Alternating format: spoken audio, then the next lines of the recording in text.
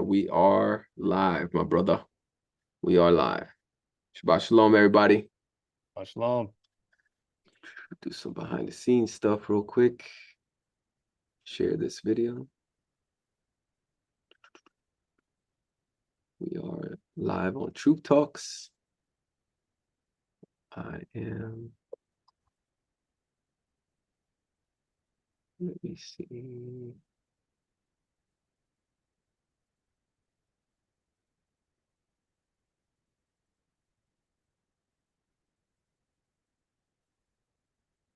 Okay, great. Cool. I'm still logged in to Devoted to Yah. So I'm going to share this. Share. Create a post.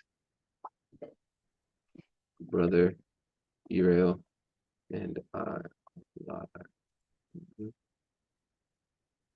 I'm also presume I'm going to set up the waiting room just in case somebody wants to jump in.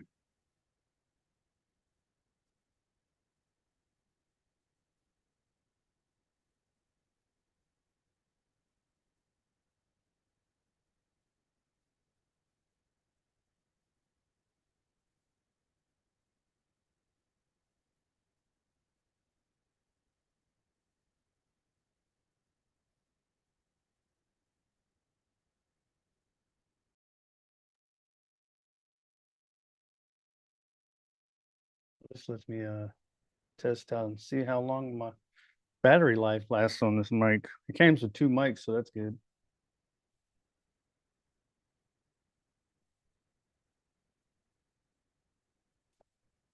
Okay. All right, I shared, put a post on Devoted to Yah. It doesn't normally get, the posts don't normally get as many views as like a short does. Okay. But how do you do a post? You do that. A short? Oh, how do you do a post? You hit the share button on the video that you're doing. Okay. Yeah. So let me see. And then there's clips. I like what I've done, I've explored with in the past. If I go back. How do I exit this little new window? Picture.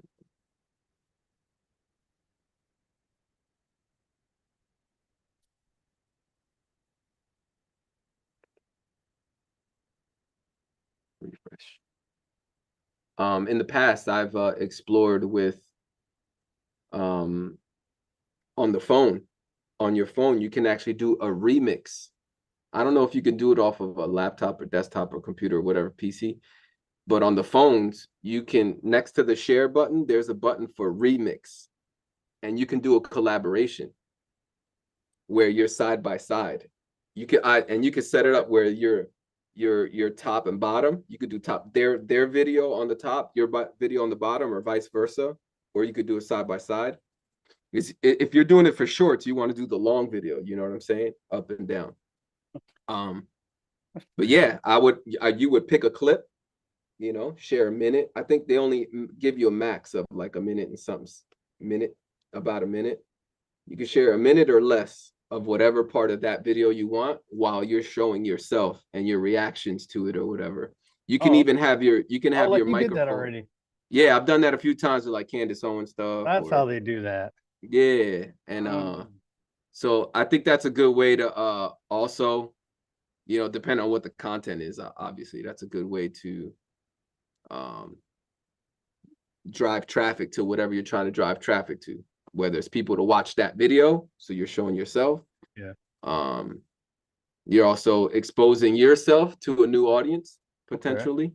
They're seeing your face connected to like Candace Owens or whatever. So, but I can't do that right now. And there's nothing really to show yet. So I would do that like after we're done doing a live stream. I'll take a certain portion of the live stream and do a short on Devoted to Yah to draw traffic back to Devoted to Yah Truth Talks and to draw traffic to your channel. Yeah, you could do that to my videos too. You could go through my videos. I was thinking about doing that with like the oneness stuff. on Yeah. Devoted to Yah, because I am gonna move it over. I am gonna upload it to Devoted to Yah Truth Talks. I've been meaning to do that for a long time. I just been, man, my scheduling has been the trickiest thing for me, man. I'm just a bad scheduler and a bad, What is a you schedule? know, yeah, exactly. But yeah, so taking old videos, re-uploading them, and then making shorts of them. You know what I mean? Okay. So that's an idea. But anyway, some people should be here from other channels, maybe not. I'm not sure. It says one person is watching, so there's not really anybody here. We'll see what happens. Again, you know, I haven't done anything consistently, so there's probably, you know, people's notification bells are not on, or people are not looking for it. People are doing other things right now. Totally fine. It's, you know, for the Torah community, this is prime time for, you're already in fellowship. It's 12:52. People are most likely fellowshipping or doing what they do right now. So totally a spontaneous live stream video. D-Rel and I decided to get on. We were just chit-chatting, catching up with each other, because honestly, we haven't fellowship with each other in a minute. So we want to update everybody on what's been going on in our lives. A lot of good stuff, man. A lot of good stuff. I'll start with me, since I am the leader of Devoted to Yah. I started all this, and just want to share where I've been. It says 2 people are watching now, so Shabbat Shalom, whoever that may be. I'll type in here. Feel free to chat. We'll make this interactive today. Don't be shy, Charlene. Don't be bashful. Shabbat Shalom. Shabbat Shalom. So feel free to chat. All right, I'll start with me. What's new with me? I'm going to share my screen too. We're going to make this a good update. All right. Good update. I'm going to share the ministry that I joined. After Passover. It was after unleavened bread of this year. It was before Shavuot, but after Passover. The name of the ministry is called Locusts and Honey. Let me share my screen. Here it is right here. Locusts and Honey Ministries. If you're interested in checking what they're about, I'll explain what they're about from my experience thus far. And if you would be so kind, go ahead and subscribe to their channel. Yeah, they've been going at it for a while. I don't know exactly how many years their ministry has been going. It's definitely over 5, more than 6, you know. But here's a few videos that they have up. Passover, some Passover family videos. Everything in this ministry is very family oriented. I'll say that, which is right up my alley. It's exactly what I've been looking for. I'm trying to get them to do more shorts. I'm like, yo, you got to do more shorts. You got to get more content. But the pastor is very methodical, very patient, and also very busy. He has his own HVAC business. So he's a very, very busy man. A lot of respects, man. A lot of respects. Hardworking man. And so he's a good leader. He's definitely a good leader. So these are some of the latest live streams. They definitely upgraded their audio quality, man. Game changer. They have a system. Good microphone. We were just talking about that off record, D-Rel and I. So the audio quality is really good. Their style is chapter by chapter. They have a children's study, which the children's study is not live. Only the adult study goes live stream. But their style is just like what I'm used to. I remember when I was part of a ministry in Florida, Fort Myers, Florida. we went to this ranch in Fort Myers, Florida. It was like 20 acres or something like that. It's a big property, owned by a doctor. And we would come, everybody would bring a dish, and they would just go through scripture chapter by chapter every week, having a meal together, chit-chatting, catching up, having your Torah portion, worship time, music time. They would play songs. When I got there and I got, accustomed, I sung a couple songs sometimes too, but we kind of mixed it up between them playing songs, watching YouTube videos, playing other people's music, and then having a study, and then just chilling. Whoever wanted to stay on the property and hang out and fellowship, it was an all-day thing over there.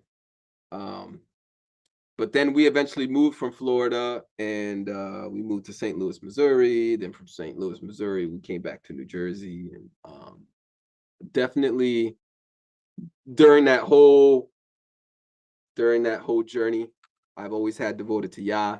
We were having online studies, online groups, lots of ups and downs. My goodness gracious. Lots of conflict, lots of contention, betrayal, mixed with good experience as well. Definitely good moments, intimate moments, moments of healing, moments of counseling, of sharing with one another. Man, we even got to a point where we were able to physically gather with one another for feasts. Yep. Yeah. And nice. Didn't want to go back home. yeah, when I shared that with people from Locust and Honey, people were like, "Wow, y'all were able to physically gather, man. That's great." And it's like, yeah, it's definitely a team effort. Wasn't me. I'll tell you that right now. I am not a scheduler. It was like, all right, who wants to be in charge It of was you, brother. You brought them where all. we're going? Yeah, I guess I'm like the You did. It was you. the gatherer. You're the main person that did it. I appreciate that, brother. Give yourself some credit where credit is due. Yeah. Definitely learned a lot about myself, strengths, weaknesses. Yeah. Being in that kind of position, delegating. I see this guy Kyle from Locust and Honey, and I'm absolutely impressed. I'm impressed.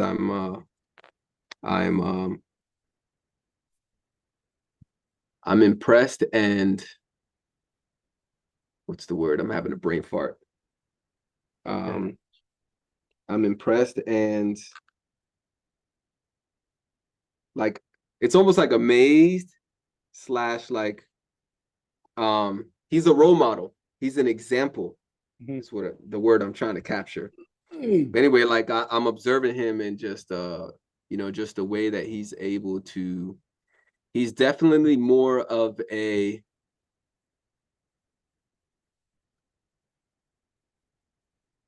he is very aware of the room. He's very aware of the room. He is, man, I'm having brain farts. I'm usually good with this kind of stuff. In tune. He's very in tune, and he knows how to like probe and engage with certain people in the room. He's great on one-on-one. He's fantastic. He's a great listener. He has a great memory, just to remember details of conversations and to follow up. And that has flowed over to the leadership there. And so definitely my style, my kind of place. Despite our differences of personalities, because that's what it's all about. So fellowship is all about being, having different personalities and how to get along with one another and how to get through conflict resolution. So I haven't seen conflict really much with this fellowship. Very little, very minute things that are easy to remedy. Remedy, real easy. Everybody gets along really well, and the pastor is prepping people for the growth where there will be more conflict. So, but I've just been chilling. Just an update with me. I've been going here since Mayish, around May or so. Oh, man, yeah. I went there and I fell in love the first day I went there. Fell in love. I saw, You're so awestruck. basically when you get there, I'm gonna give a roundabout time. 2 o'clock, from 2 o'clock to 2:30, you're eating, you're fellowshipping, meeting, greeting, catching up with people. Then at 2:30, the children's study begins. Now they start at 1 since it's winter time and it gets darker earlier, so they start at 1 p.m. Eastern Standard Time. Oh, and we're in Pennsylvania, Milford, Pennsylvania, for those who are interested. Locust and Honey Ministries from Milford, Pennsylvania.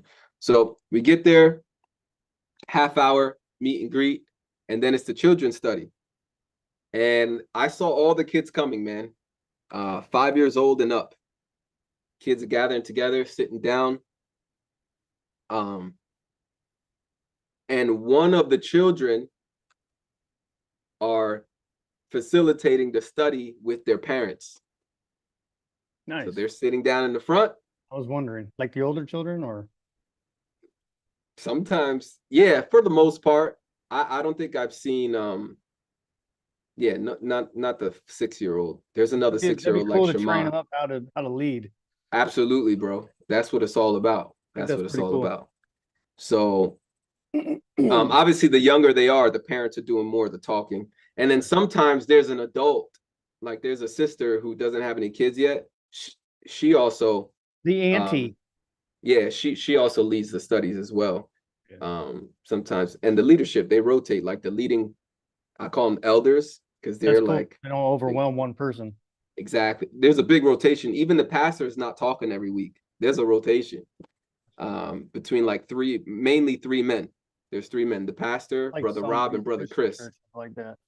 Yeah, really, really cool. That's something I Nice. was trying to get to with Devoted to Y'all. Like I wanted to start like backing off and letting you guys and letting, anyways. I was trying. Yeah. No, we had our moments. We had our moments. Yeah. You were getting up there, right? Yeah. But now you're flying. Now you're flapping your wings. We'll get into Yeah. that. We're gonna get into that. We'll get into that. Yeah. But yeah, so I fell in love. I saw how they were working with the kids, and I was like, I want my son. This is where I want my son, right here. I want my son Shema. This is where I want him. And the pastor's he's very big on pushing the fathers to lead their family spiritually from the home. So we should be initiating Bible studies at home. We should be initiating prayer time at home. We should be initiating worship time at home. And I'm telling you, I'm still, that is definitely a week to week grind. You know, definitely my responsibility first and foremost. And then obviously my wife is a stay-at-home mom, so she's naturally in teacher mode with my son every day. Praise Yah for my wife. I wouldn't be here without my wife, man. I'll tell you that right now, man. My wife is amazing. So I fell in love with what I saw with the kids. And it was funny because prior to that, my wife was looking. We were all looking for fellowship. I was even going to Christian churches, bro. I was going to a Christian church right around the corner, and it just didn't work out. I was like, nah. My wife traveled like 2 hours away somewhere else and went to this Messianic place where it was like older people, and she was just like, not a spot for our son. Like, And I care about culture. I do. I care about culture. I don't want to be somewhere where I feel like my ethnicity and my style, my culture is too foreign to the environment. Like, I'm not Jewish. I'm not Jewish. Okay? I'm not Ashkenazi. I'm not state Israeli. That's not me. There's a lot I don't want to be. There's a lot of that I don't want to be, if you know what I'm saying. I'm not a big tradition of man kind of guy. I like to stick to the scriptures, and other things outside of that are optional. I don't like ministries pushing traditions of men as doctrine, where people feel bad if they're not blowing out candles on the Shabbat or something. Ain't no blowing no candles on no Shabbat. I'm not interested in stuff like that. So I've always looked for a ministry that will kind of like where I would feel comfortable culturally. And this place, I definitely feel that way. There's multiculturalism there. We got Jamaican, we got Hispanic, Latino, we got Caucasian, we got California. yeah, we got all kinds of stuff, man. Culturally I fit well, and also the pastor's style is also kind of like similar to where I'm at. Crazy, yeah. He's like, what are you up to, D? What's that? I'm bringing people over to your channel. Oh, cool. Did a short on aerial Psalms. Oh, good. Hopefully. So that's Locust and Honey Ministries, and then so they have the children's study for about an hour or so, and they're reading verse by verse. They're going through the book of Judges, bro. That's probably like one of the toughest books Yeah, it is. to go through with kids. That book is the book is rated R, okay? And Song of Solomon also rated R. Like I don't know about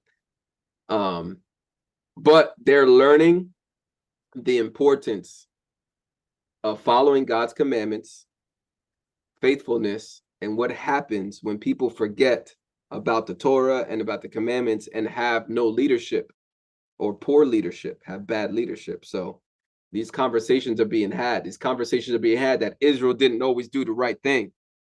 Yah's mercy, Yah's grace, Yah's judgment, God using imperfect people and sometimes even rebellious people. God is still using them. It's very, very interesting dynamic. But important conversations to have. Not given a license to sin, you know, those kinds of things. So then we take another like half-hour break or so, 15 half-hour break. And then it's the adult study, which, like I said, is they rotate with the three men. The three men, the pastor, Brother Chris, and Brother Rob, they rotate to bring a word, which is always usually, we're in the book of First Kings, and they're going chapter by chapter, and that's what they do.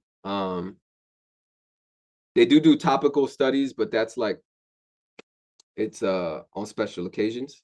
Like he did, pastor did a topical study during Tabernacles this year.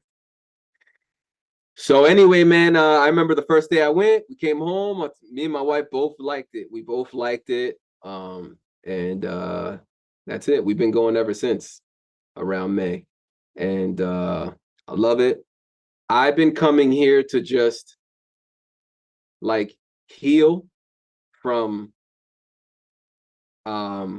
just so much of me investing myself and going through a lot of conflict and drama with virtual ministry, people joining the ministry, and then, you know, I get passionate about a topic and my style not being very, you know, what do you call it, universal or versatile or very, you know, my style of passion and leadership is only palatable for a certain type of people. That's what I've been learning.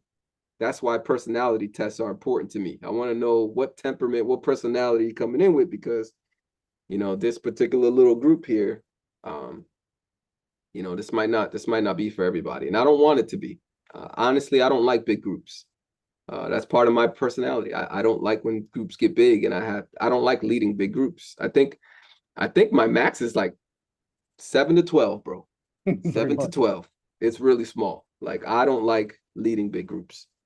So things I learned about myself, and that's all right. Yahuwah has raised up leaders of tens, hundreds, and thousands, you know, for during Moses' time, you know, and I think that principle still applies going into the renewed covenant. Anyway, I went to this ministry and I told my wife, told myself, I don't want to lead nothing. I don't want to lead anything. I want to break. I definitely want to break.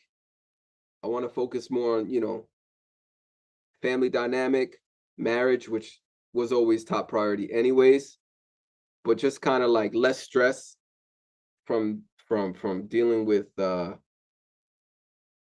personalities, if I say something that's controversial and then conflicts and all this other stuff. And I don't care about that stuff. I don't mind standing my ground. It's when things get to slander. That's when it gets really frustrating. When people start slandering you and mischaracterizing you. So I just want to take a big break. I want to lay low, get ministered to, focus on music, focus on like I said, my family, my son, and having a place I can go to where I can just talk as a participant, not as a leader, and not have that pressure. And the pastor has been extremely sensitive and understanding on that. And I thank God he hasn't like taken advantage of me, right? Because that's what normally happens. Oh my goodness, like, and there was people there that love me, that know me as devoted to Yah and my music, and I went there, and people like, but it wasn't. Oh yeah, let's throw you into leadership. So, because that's what tends to happen, man. People see like people have big numbers or whatever the case, whatever the case is, and sometimes ministries tend to get a little excited if somebody that has a following or whatever joins them. Then it's like quick to put them in the leadership, and I'm glad this ministry, they don't play that. So as much as they know me, I still have to earn my way, earn their trust. And I also told them straight up, I'm not interested. I said straight up, I'm not interested. Please, like, I don't desire to be leading a bunch of people. So I just want to lay low. I want to learn. I want to fellowship. I want to open up with the men. So I've been opening up with the men, having good man-to-man fellowship time and healing, going through some things that I'm going through myself personally, internally, challenges, areas of growth that I still need to grow in, all that good stuff. That is Locust and Honey Ministries. I'll share it again. Here's their YouTube channel. They also have a Facebook page. You can look them up on Facebook as well. So if you're interested in following them and seeing what they're about, again, they're in Pennsylvania, Milford, Pennsylvania, for now, until we find another location. But that is what I've been up to as far as ministry and fellowship is concerned. Every Saturday, I've committed to driving 2 hours away to be with these people. And we're not going there for 2 hours and coming home. We're going there and we're spending quality time. So we tend to come back late at night. Praise report. My wife's mother has been going as well with us. So that's been really, really cool. That's Yeah. good. Milo, my wife and her mom have been doing midweek Bible studies, which is also fantastic. My son is starting to read full sentences. So, and he's also been participating more with the children's study, starting to raise his hand, answer questions. So I still let him get breaks and leave, because he can't sit down for, that long. My son's super energetic. So I say, listen, you got to sit down until I tell you you can take a break. All right. Then he goes, I let him take a break. Then I ask him to come back.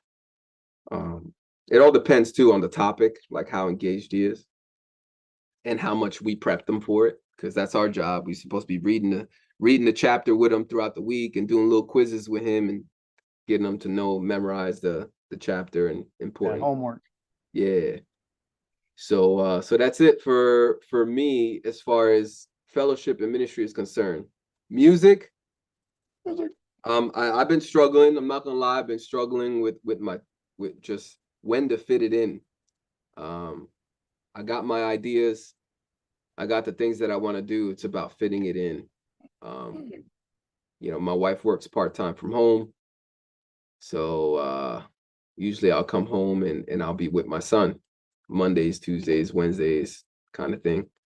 I think Tuesdays we opened up, my wife and I, we opened something up to have a big chunk of music time.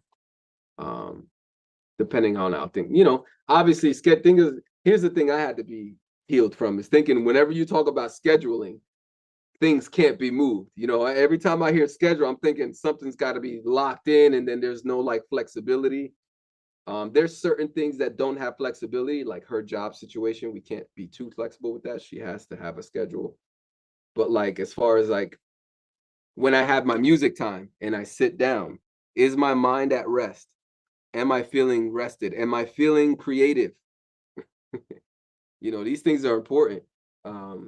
There's times I work construction full time for those who don't know.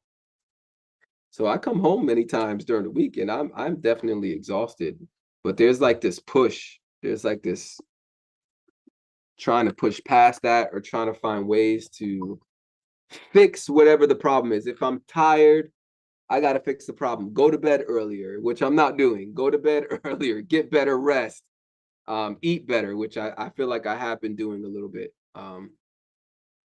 So anyway, those are some updates. My plans remain the same. Nothing has changed here as far as music is concerned. I put out some new music recently. Doing like a Psalms kind of run. Psalm chapter 1, Psalms chapter 2, Psalms 4. I did a salsa song, a reggae one, I did an acoustic one, and been having fun doing that.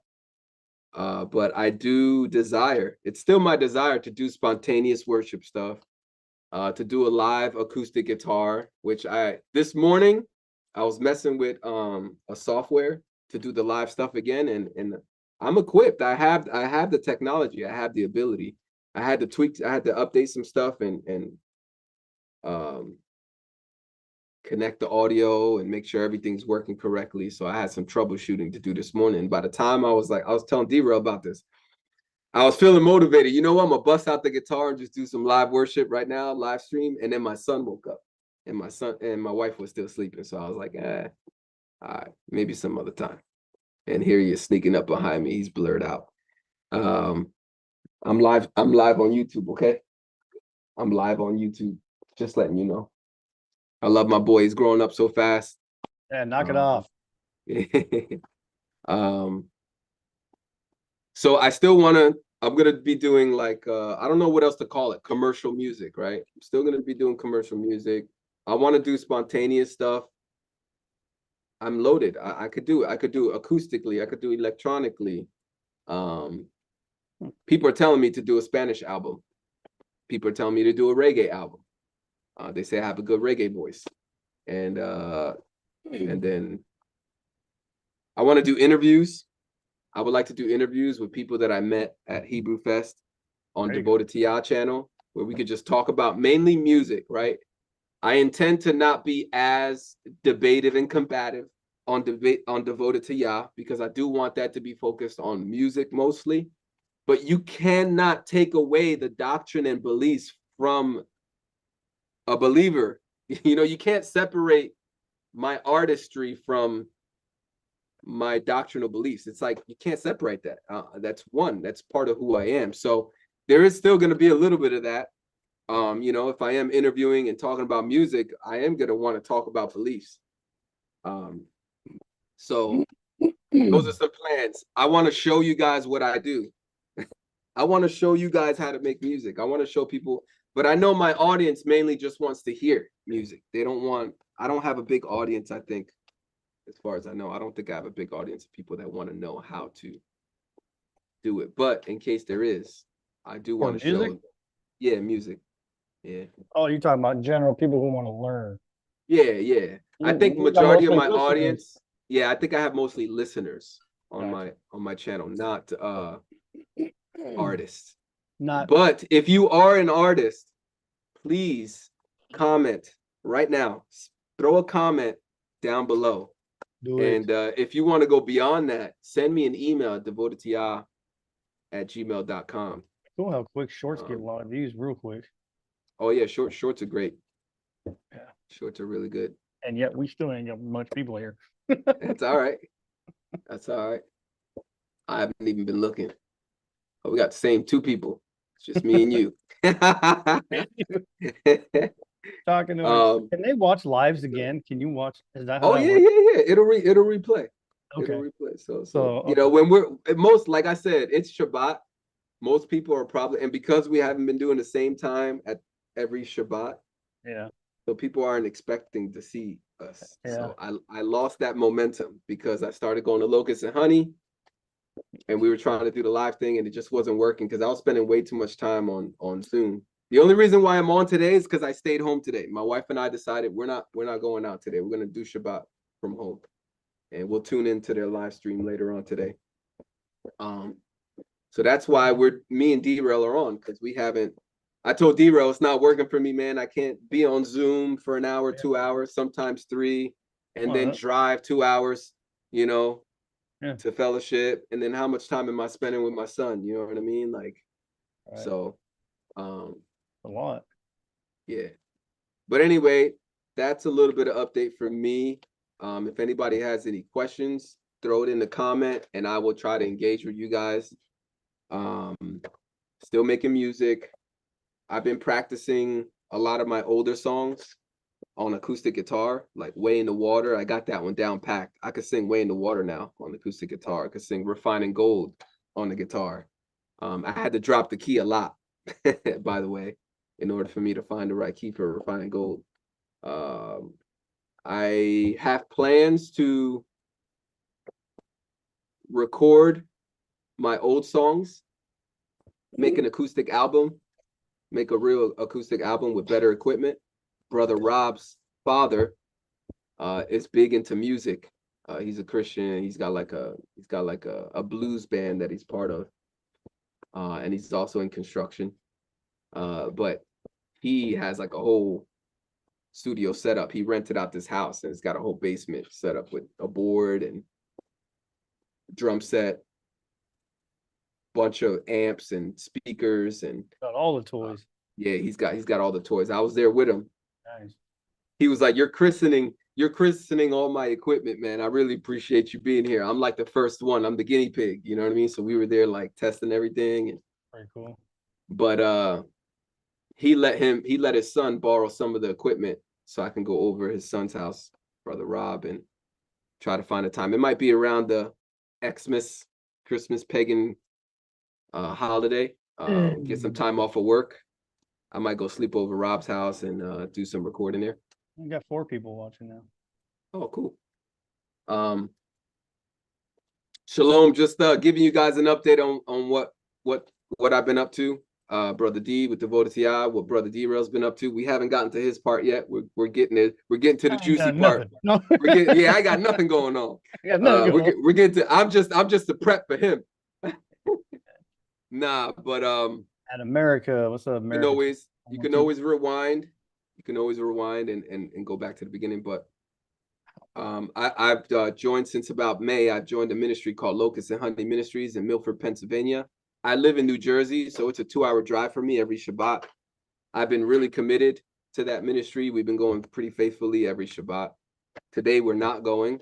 We just wanted to break, my wife and I, from the drive. My wife needs a mental break. She had a rough week this week. So I said, you know what?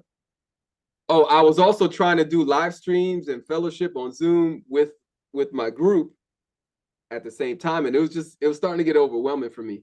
I also get car sick when I look at anything, whether I'm reading or on my phone. Yeah, he's like my daughter. He just gets car sick. I start getting car sick. So I was having a hard time trying to multitask and do a Devoted to Yah meeting plus fellowship with Locust and Honey. So eventually I was like, Brother D, I can't do this, bro. Yeah, and, it's overwhelming. It's a lot of work, man. A lot of people don't know that. Yeah. You know, just tuning in and watching it. There's a lot that goes behind it. It really is. Exactly. So let's segue. That's a good segue. So talking about that, so Brother D-Rail, I know I've been encouraging D-Rail to do his thing. We've just been struggling. Like, what is it? What's gonna be your thing, bro? You know, what do you like to do? Clearly you want to share your faith. You want to share the gospel. You want to share faith. You want to encourage people. We want to do, yeah. Your testimony, but like, how do you want to do it? What's the niche? What's the draw in? What's the, what's going to be the thing, the tool that helps drive that? For me, it's music, right? For me, it's music. Yep. So my music provides a pathway for me to get an audience so that they can hear about my faith. So for Derail, it's physical fitness. So I was gonna say, before you do that, now we got 4 people watching. So if anybody's watching that came from one of my channels, this is Brother D from Devoted to Yah. This is the True Talks, but he has one channel called Devoted to Yah. For if you love music, you want to hear his music, you will not be disappointed, in my opinion. So, with having said that, for me, I've been my thing is working out, fitness.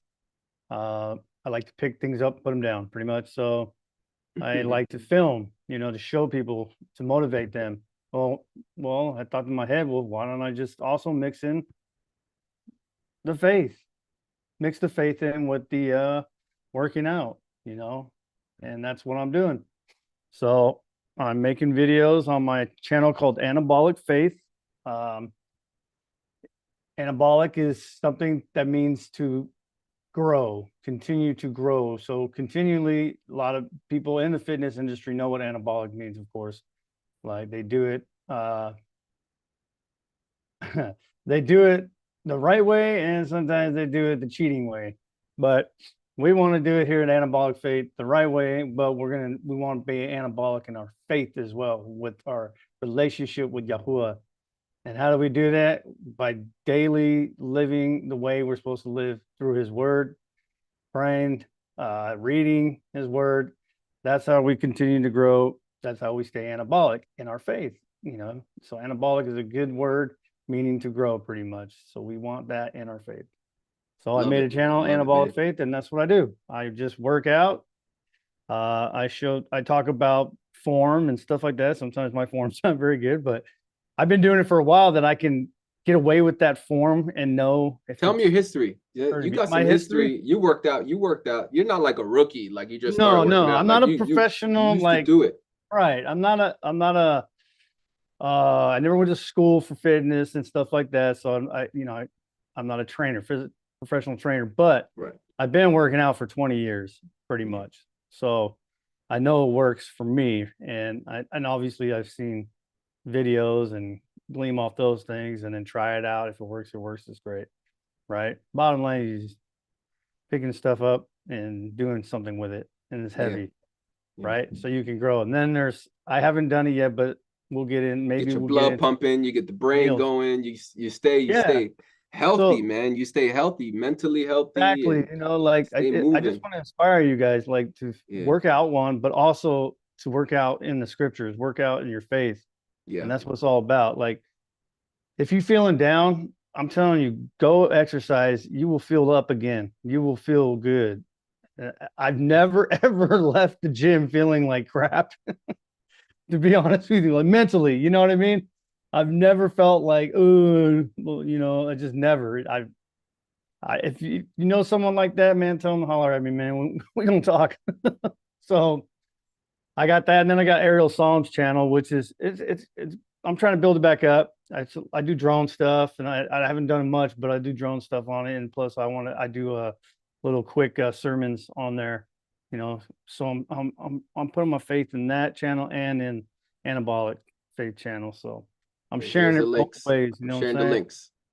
There's the links in the chat for my regular Devoted to Yah channel, the Anabolic Faith one, and the Ariel Psalms. Yeah. I want to show some clips of it. All right. Straight out of Torah. We'll do the straight out of Torah topic. What Yahusha really taught. Ariel Psalms. All right. I'm going to share this so we can get a taste of what Derail's been up to.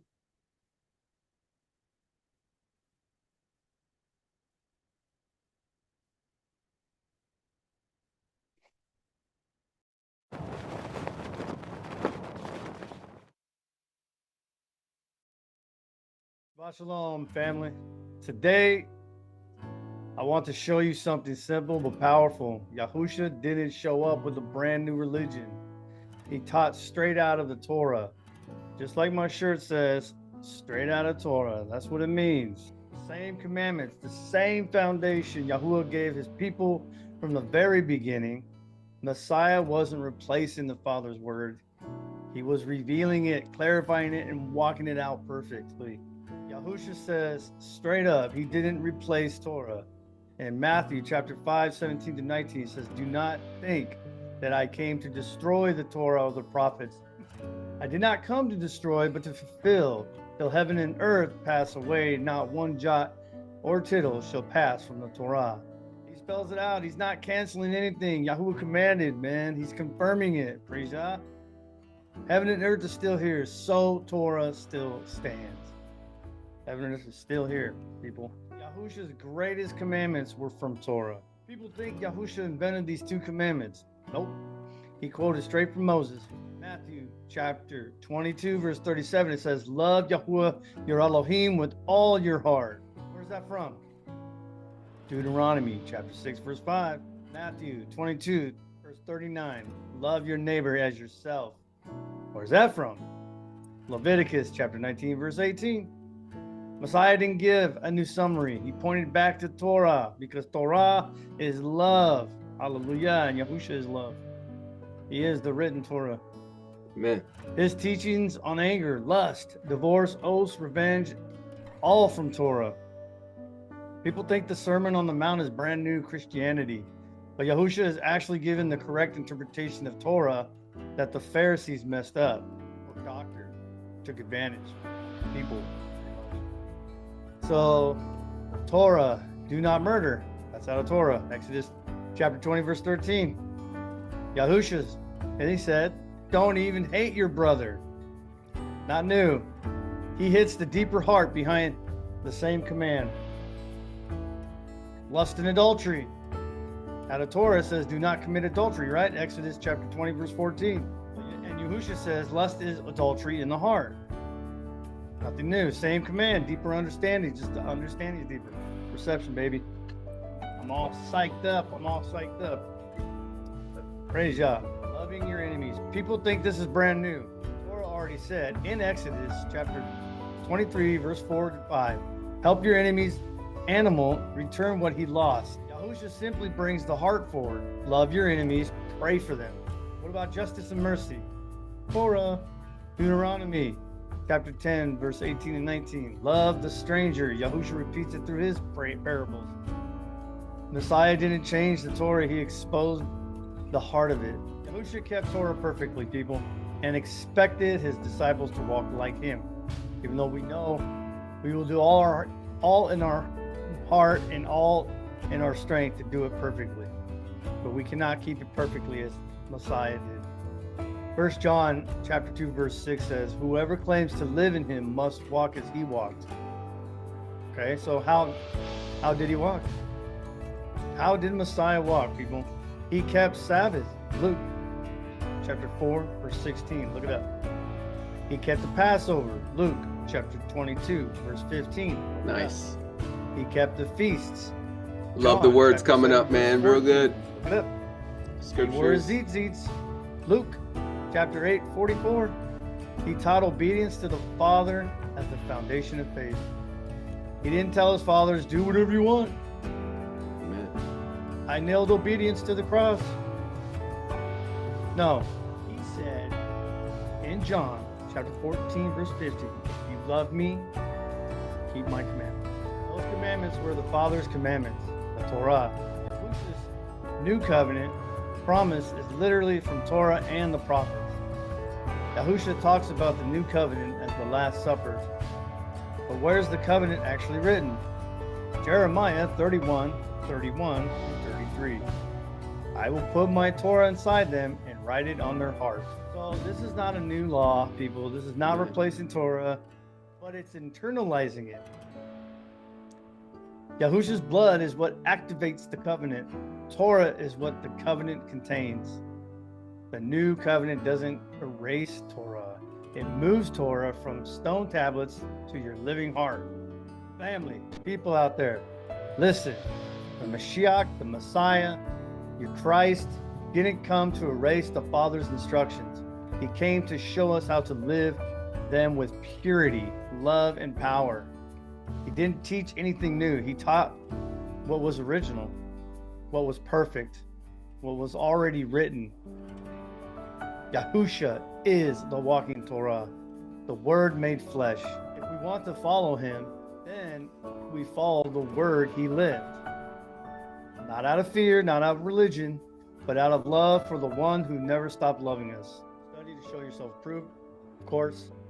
So remember, walk in his ways, love in his truth, and remember, Yahusha didn't change the word. He lived it. Now it's our turn. This is D-Rail signing off. Shabbat Shalom. Thank you for watching Aerial Psalms. Awesome. I did that one way too quick. That's probably why I didn't catch the sound. Yep. So yeah. I was telling D-Rail, because I'm also, giving him some pointers, right? First of all, I love it, man. That was annoying me, to be honest. It's all good. It's all good though. How did I not see that? Yo, you come a long way. Though, first of all, D-Rail invested in a new microphone, which is great. So no matter where he's moving, it's good.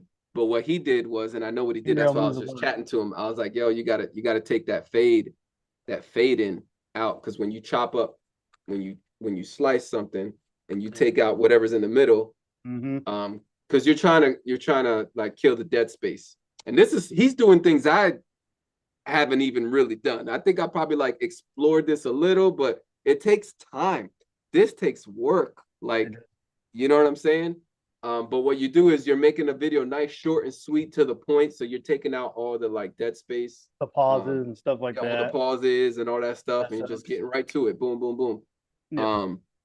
So that's what he's doing. But what in his program, he probably has it where it's fading in at the beginning of each, slice. You're slicing it in. So just you can fade audio or video or both. You can do both. And I'm like, I don't remember fading the audio, but I must have. Yeah, you did. Yeah, you did. And if anything, fade it for like 0.1 second, like very slight. If you want to, so that you don't get pops. You don't get any pops. But I don't think you're gonna have any because your microphone is very clean. So, pops yet. You could just fade it just like a tad, like a very slight tad. You don't want a full second or a full 2 seconds. It's too long because then you can't hear the words you're saying in the beginning. Exactly. I didn't know. I did not catch that until I just watched that video the first time on YouTube. I was like, what the heck? That sounds awful. Another thing, got to review our own videos sometimes. Yeah, apparently. Well, I review it on I made that too quick, to be honest with you. And then the music, just take the music down. I'm usually on that. I don't know what happened there. Yeah. Like for my working out videos, I usually have the music. I'll make it go up when I'm working out and then turn down when I start talking. Yeah. It's pretty cool. So anyway, just a little something for somebody out there, right? Somebody out there is going to be blessed by that. Somebody's going to be coming across it. And that's what we're doing. YouTube has given us the opportunity, instead of being on a microphone out in the streets, which I don't have nothing against, by the way. I'm totally for open air preaching or open air speaking. Totally for that, man. You're not going to get no criticism from me on that. I don't care how many people don't like it. It is biblical, and that's really the best thing. It's biblical. The prophets yelled out in the city gates. They rebuked Israel, when they were doing the wrong things, and they weren't liked. Okay, they weren't that popular unless they did miracles and stuff. But even then, sometimes people, even with the miracles, they didn't like the prophets because they had, regardless whether it's good or bad. Yeah. And with this day and age now that we are in, we have the way to draw attention further and faster. Yeah. With the social media online platforms. Very use true. It for good, or you can use it for evil. Bottom line. Yep. Very true. Very true. So I definitely encourage, like, every believer, bare minimum, you should be able to share the gospel. You should be able to share your faith. You don't have to be a teacher. You don't have to have the office or the role of a teacher, However, I do believe you should be, you should be in some kind of fellowship. You should be in some kind of accountability. I don't think it's healthy to be a lone ranger. I think that's a lot of what has caused a lot of Don't be a nomad. Bad doctrine out there. There's a lot of people getting really high into YouTube ministry, without accountability. So it could be dangerous territory. And I think the most important thing with fellowship is just the person-to-person interaction, the socializing, and the conflict, how to deal with conflict and resolution. Humanism tends to fail when you're all just behind a screen. So that's true. Yeah. Let's go to your other channel. Let's check out your other one. This one is from the Anabolic Faith. This one has more the physical fitness with a little encouragement in it. And if it's the squat and deadlift one, now usually people, you don't want to do squat and deadlift in the same day. Those are very high on your CNS, your central nervous system. You will be eating a lot the next day. Let's see. All right, let's see. Boom, rewind. Let me get that intro. Boom.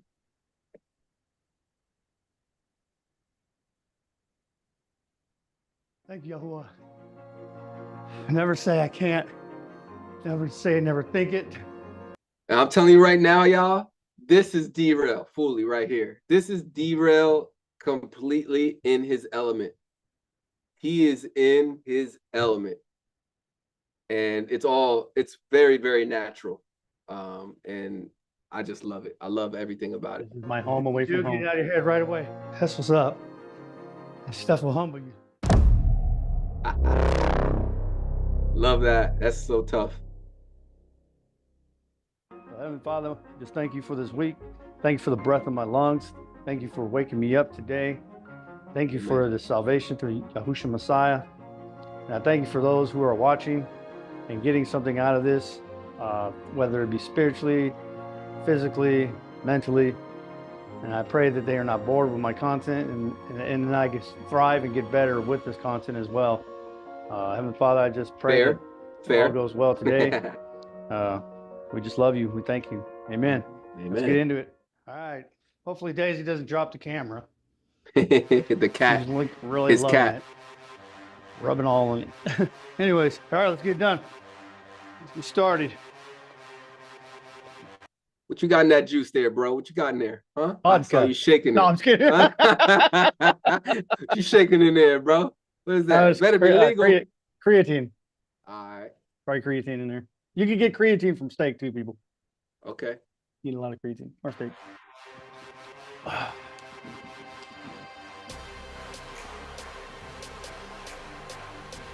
80 for 5.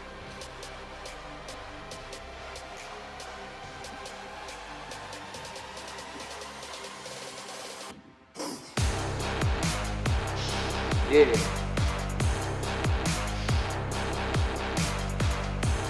Give you that stink face.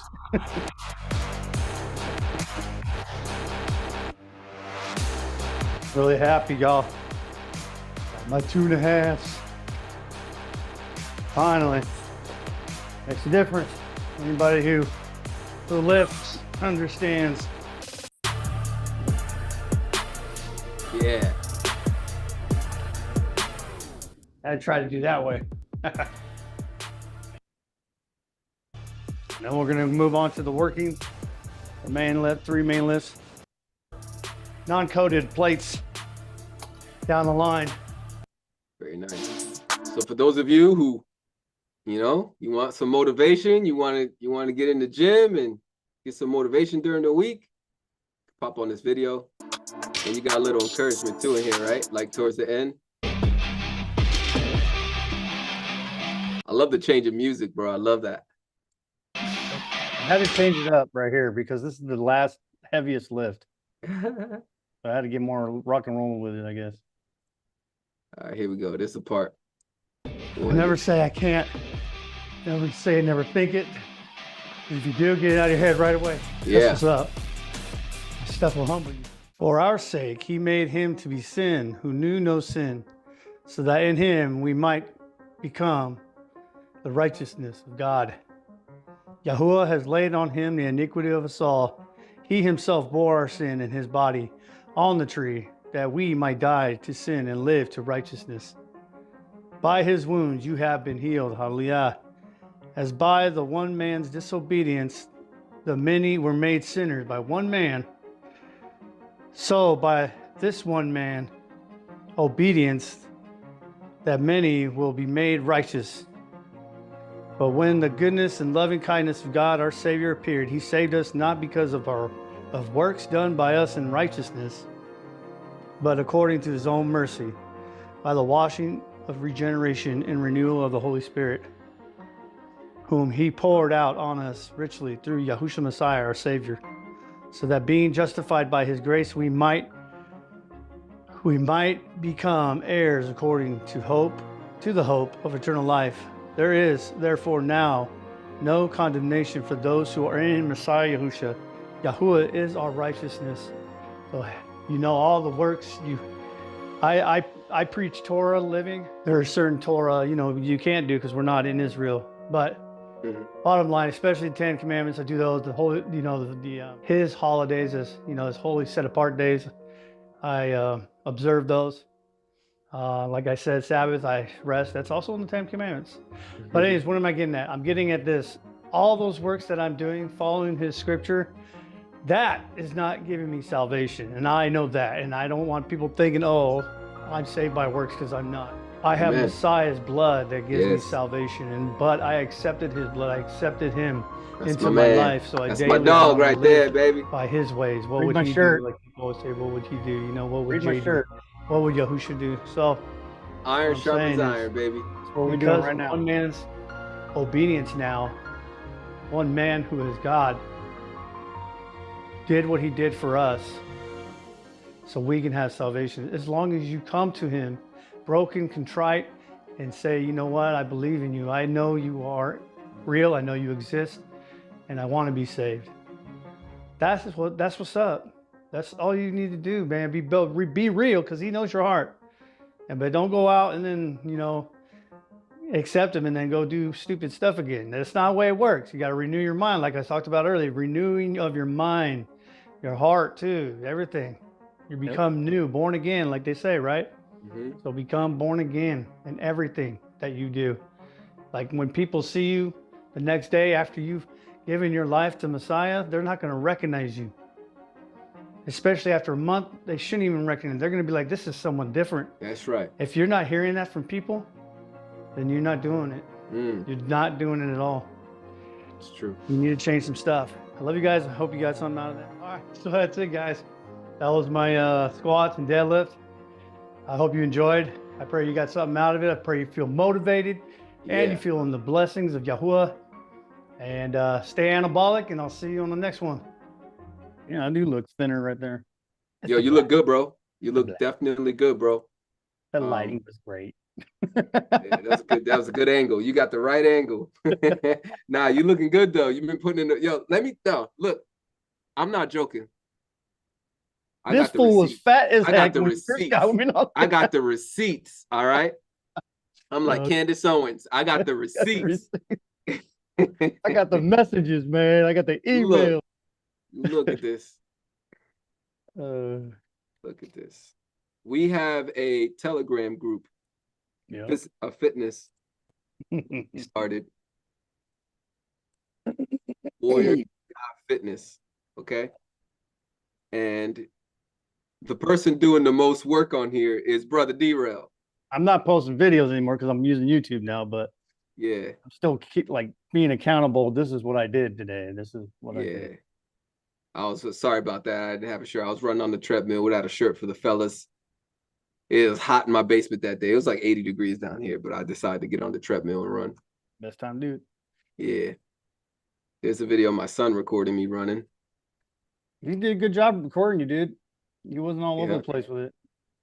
I like that. Here we go. There, getting it in on the treadmill. Let's go. Boy did a good job. Trying to do a mile a day. You know what I'm saying?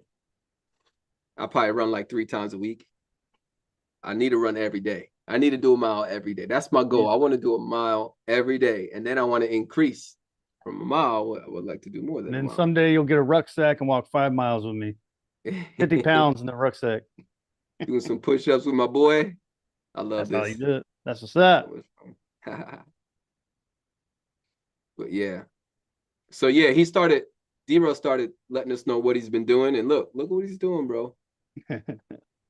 He's been going at it.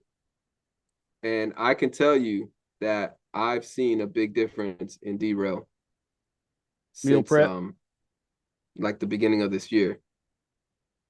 We got Brother Rob in here getting it in too. He's got the Bowflex. That's my bass player.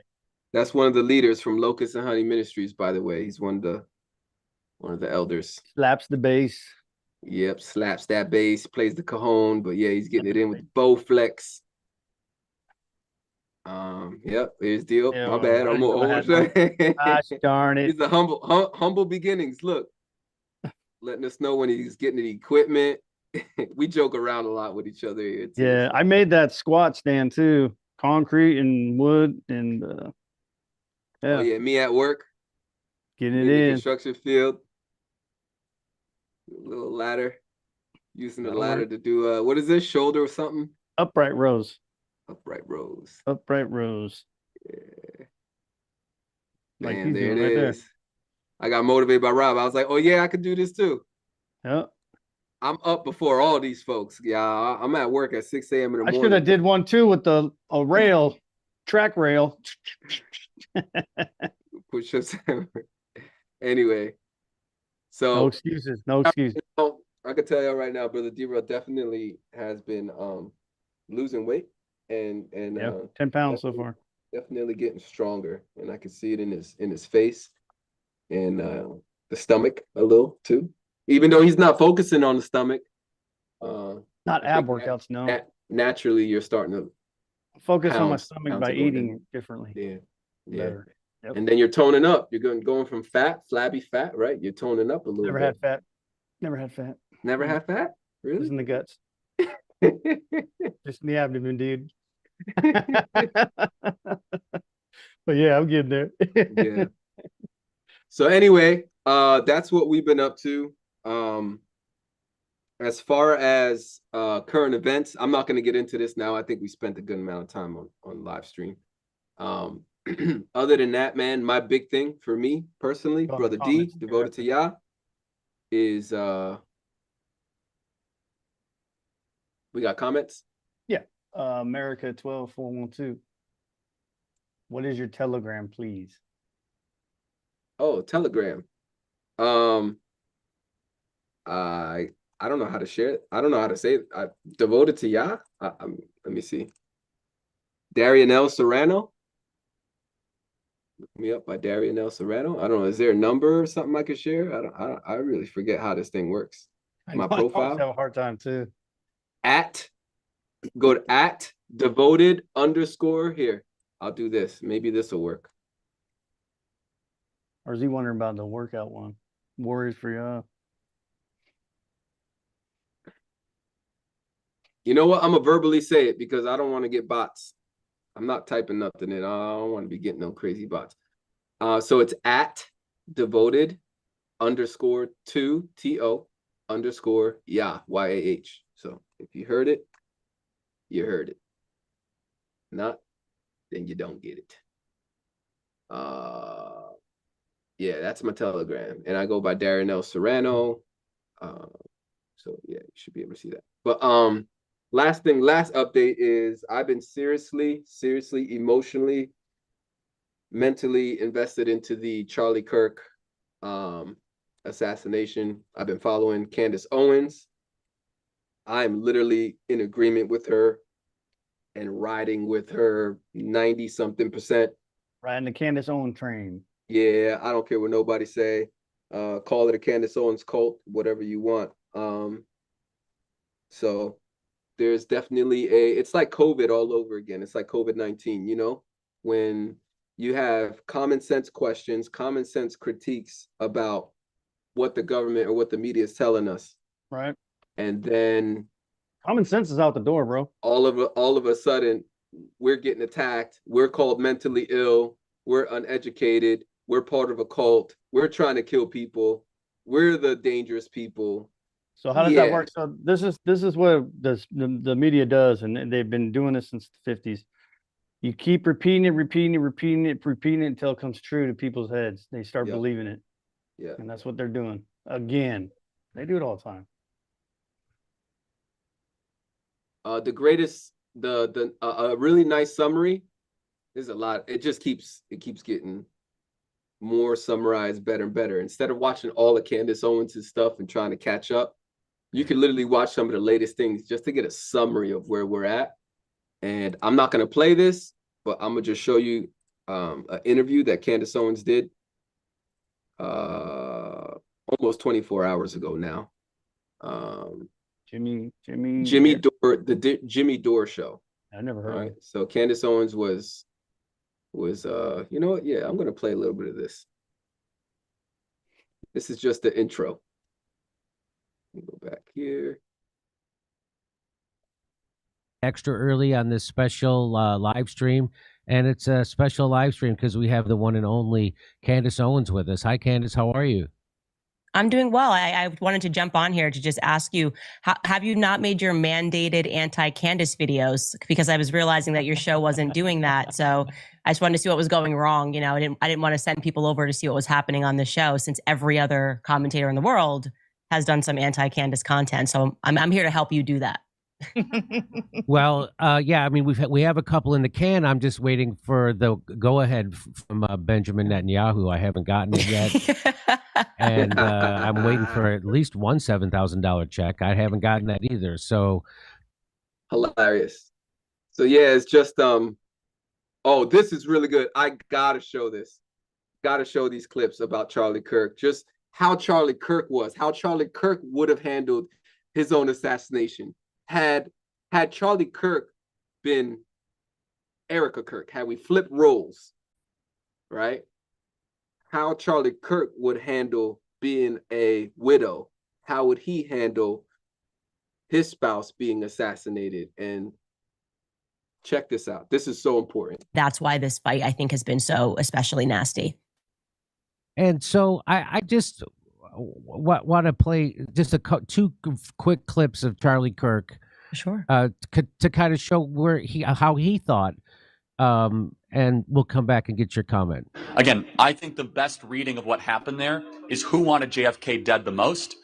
Again, a lot of people said Israel wanted JFK dead. I'd love to hear that argument. But definitely Lyndon Baines Johnson and parts of our own government, and the Cubans wanted him dead. And who actually made it happen? There were like 15 or 20 things that happened that day that were inexcusable. They changed the parade route. He rode in an open-air convertible. LBJ decided not to ride alongside of him. The vehicle slowed down right when it went by the Texas School Book Depository. A lot there, right?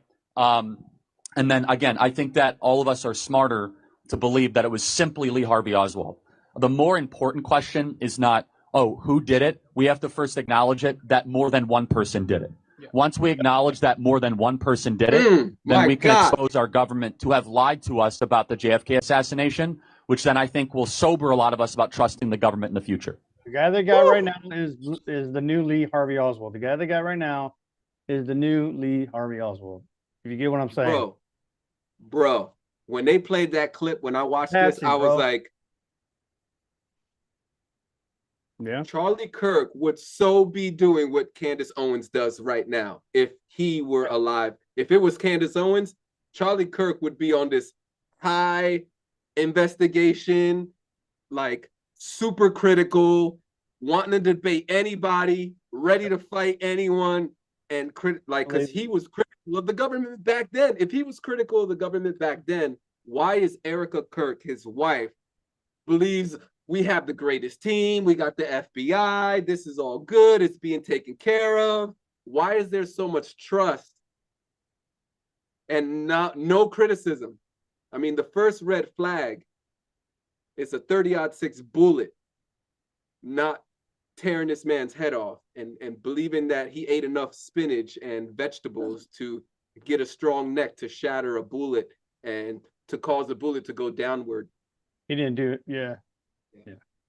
So they showed this clip, bro, and this clip just like, I'm sorry, like, you shouldn't believe anything of what TPA USA says, or Erica Kirk, the FBI, or our government, and mainstream media, of course, is usually wrong. They are. Yeah, but yeah, I love that he was sharing clips of Charlie Kirk, because it lets people know how he thought and how he operated. He wasn't this avoid conflict kind of guy. Let's just be quiet and avoid our critics. No, he was like, yo, you want to be a critic? You want to go toe to toe? Here's a microphone. Let's go. Like, Charlie Kirk was a debater. So I'm not of the camp of thinking Charlie Kirk was the CIA and he's alive. I'm not there. That's not me. I didn't go down that rabbit hole. Yeah, I didn't go. I've heard the stories. I've heard the cases for it, and no, I just can't, man. I can't go that far. Yeah, that's good. That was a good one that they showed. There was another one. I think there was a post by Charlie Kirk. This one was good too. Check this out. Little update on what D's been up to. This is what I've been up to. Outside of fellowshipping and trying to find time to do music and stuff. Like, I've been following this Charlie Kirk situation. And those who follow me and know me know that I put in a lot of energy and a lot of work to help Donald Trump get elected, and to help, Kamala Harris lose, and to educate the people who were with me at the time to care about politics. But I'm telling you right now, this assassination of Charlie Kirk has caused me to agree with Candace Owens on full stop. Full stop. I'm not supporting no more until we get answers on this. So I'm not doing it no more. So it's not because I don't care about the country. I don't have the reasons that other people have, this apathetic, complacent spirit, I call it, where people just don't care about the country we live in, and it's all just Babylon and there's no care. I was still fighting, regardless of the lesser two evils, it doesn't matter. And I always use the parable of the widow, that Yahusha gave us. He said a widow woman went to a narcissistic and atheistic judge for justice. I really got to find that. So, not what you're talking about, but there's something else. I'm sorry, I keep cutting you off. I apologize. Oh, you're good. No, it's fine. I just want to let people know that even though, like, that's where I stand, I have a core conviction of, listen, I'm still going to go for the lesser two evils. But this, to me, is overboard. We're talking about bloodshed, innocent bloodshed of a very faith-based, well-rounded, biblically based believer, who also, by the way, was keeping the Sabbath. And his book had gotten released this week. His book got released this week called Stop in the Name of God. And it's all about the Sabbath. And it's not a defined Sabbath how you want kind of Sabbath. He actually defines it as the seventh day, Friday sundown to Saturday sundown. Sabbath. What I don't like is Candace trying to say he was kind of trying to revert to Catholicism. Yep. Yeah, I don't like that either from Candace. I do believe that Charlie was an explorer. Yeah, I do believe that he did explore, and I do believe that like an archaeologist for faith. Yeah. And so I'm not going to take that away from her, okay? Because she did have conversations with Charlie that I'm not going to take that away from her. She knew him better than I did. However, Charlie was being taught by a Zionist. And Charlie Kirk was starting to come around to see the issue with Zionism. And we're about to see that right now. I'm about to show a post that he was writing. I think it's going to be this one. Critiquing, like, he's like, I can't support the Israel cause anymore. He's like, I'm backing out of it. He literally, with his own words, said that. So we can see that Charlie Kirk was in a transition. Did that mean he was not going to keep the Sabbath no more? No, we never heard him say he's not keeping the Sabbath anymore. No. Okay, so I do believe that man, deep in my spirit, I feel like he was really starting to awaken to truth, outside the paradox of Christianity. But the thing is, he was so far in deep. He was far and deep with these donors. Yeah. These Zionistic donors and stuff that are part of probably the swamp that Donald Trump called the swamp, right? Like the deep state and all that. Like he got lots of money from high-end people that I think now he was starting to not accept funds from these types of people. And, you know, when you play with a serpent, you get bit. And that's what it seems like to me. He was trying to come out of it. He was trying to step away. He was starting to question his organization, and he was creating a Doge kind of audit, internal investigation group to invest where money is going, because money's disappearing. So, and all these things, man, Erica Kirk is denying, TPA USA is denying. They trust the FBI with the case. They trust Utah with the case. Don't release nothing no more. Stop talking about it. Let the case run its course. Like mad shady, clearly shady. And I love that Candace Owens, a woman like Candace Owens, has stepped up to the plate for such a time as this, man, because this is not some small issue. I'm sorry. As a believer, I can't be like, oh, yeah, a guy named Charlie Kirk who believed in the Bible and tried teaching a generation about the gospel, even though it's from a Christian perspective. But with a little twist of teaching the Sabbath, he was keeping the Sabbath himself. Somebody who I feel like is, if there's anybody out in the political realm who's closest to what we believe in, it was Charlie Kirk. And not only in the political realm, but extremely influential. I think Donald Trump would have lost the elections had it not been for Charlie Kirk. Yeah.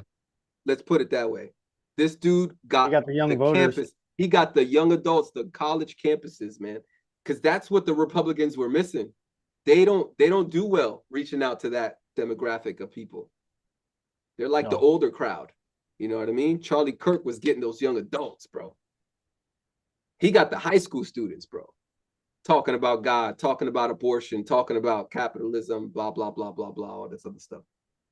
Anyway, so watch this clip. I'm not going to share this whole show. I'm just sharing you clips of things I think that are important. As a believer, we should care. As Torah observant believers, we should care that a man like this got assassinated. And there's a pro and a con to it. The pro is that it's exposing the wickedness. It's exposing the wickedness of three-letter agencies in our country, government agencies, our government, and things that people already felt in their spirit, already knew, right? It's Babylon, modern day Egypt, modern day Babylon. Yeah, but you know, when certain things are hidden, sins are hidden, and darkness is hidden, it's harder to see. But when things are brought to the light, it's easier to see it. Things become more clear. And listen, Nebuchadnezzar was evil. He was a pagan. King Darius was a pagan. Okay, and Daniel was still able to be influential during those times, despite a pagan king and whatever evils they might have been. I can only imagine what evils a king like Nebuchadnezzar and his nation would be doing by allowing a large statue of himself to be worshipped. I mean, if you allow a large statue to be worshipped of you, what other evils are you committing in that country? What sexual immorality is going on there? Let me read this real quick before you go. Go ahead. I'm ranting. Sorry. Numbers 35, 33 to 34. So chapter 35, Numbers. Blood defiles the land. Do not defile the land in which you live in which I dwell, Yahuwah says, right? Moral corruption isn't just spiritual, it physically affects the land. Yeah. So when good men do nothing, bad people win, right? So if we just sit back and watch corruption happen because, oh, that's a Babylon, they're Gentiles, let's not forget, you're corrupting the land which Yahuwah has made. So if you go to Psalms, let me just say this and then I'll stop, but I gotta go to it. Where did it go? Psalms, here we go. Come on, covenant. Psalms 21. No, 24. The earth is Yahuwah's and all that fills it, the world and those who dwell in it. Belongs to men. That's planet-wide ownership. Yahuwah owns all that. So we should. Wait. Didn't you have a scripture where it says he's giving it to men? I'm looking for that. That's what I was. That's the one the one you showed me. That was a good one. For. Yeah. I'm going to, the heavens belong to Yahuwah and the earth he's given to men. Even, you know what's crazy? I just read this. Even the land observes the Sabbath. Yeah, that's right. The land, it says, the land. So you should not do no work on the land because the land is observing the Sabbath too. We do not want it to break the Sabbath. So yeah, I thought that was pretty cool. So naturally, I have that desire to fight in the midst of there being evil in the land, in the political realm, in our government, right? Because they're not Torah observant. Okay, fine. But now I'm pausing. I'm protesting, basically. This is a protest because I want, and not just me, a bunch of people that MAGA got split, right? People that were MAGA, Make America Great Again, Trump, pro-Trump, that group is split between people that think like me, that are like, this Charlie Kirk situation stinks. The Epstein files agenda thing stinks. So there's a group that is like, yo, we want answers and we want you guys to do the right thing, or we're not going to be voting. And now there's Republicans and conservatives scared that they're going to lose the midterms because of Candace Owens and people like us. And guess what? Good. You know, until they take the right stand on this matter, I think you will permanently lose people. I think you will lose people politically like me for a long time if this doesn't get fixed. You know, I think you lost a lot of people during 9/11. 9/11, when people started realizing it was an inside job and it stunk. I think a lot of people lost confidence in the government and voting. And Republicans were in power at the time. And COVID got me back in. Yep. Because of the urgency of the cause of what was going on in the world, I decided I don't want another 4 years of them pushing a drug into my veins. So, you know, that was a big thing for me, voting for Donald Trump. And so either they fix this situation and tell the truth, which there's a lot of there's not a lot of optimism on that. But I'll tell you one thing, this is not going to go away easy. This is not going to go away easily. If 9/11 didn't go away easily, with the lack of technology we have compared to today, this Charlie Kirk assassination is not going to go away easy. Candace Owens is not going to let it happen. Neither are the people that are supporting her and following her on this. But anyway, check this out, a post from Charlie Kirk that sheds a lot of light on this situation. Understand common sense. Like it's so crappy. And the reality is that Turning Point USA wasn't built on this idea of experts and elitism, and it won't survive if it keeps continuing down this path. So I just want to read one more. This is a tweet that Charlie tweeted out on November 22nd, 2023. Or maybe it doesn't matter.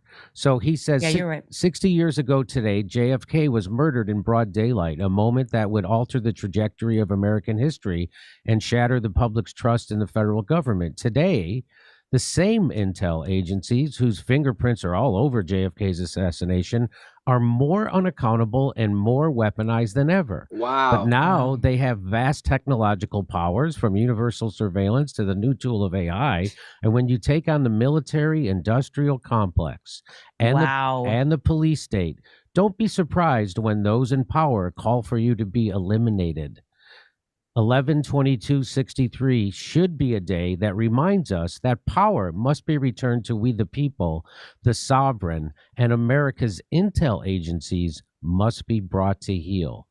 And again, so all these people who have zero questions about the FBI narrative are the ones. This is who they assassinated, bro.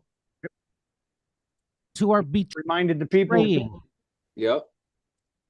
Charlie Kirk's ethos, his MO, and his legacy. And it's disgusting. Not one question. You know, I've said this about a lot of people. There's a lot of people out there with zero.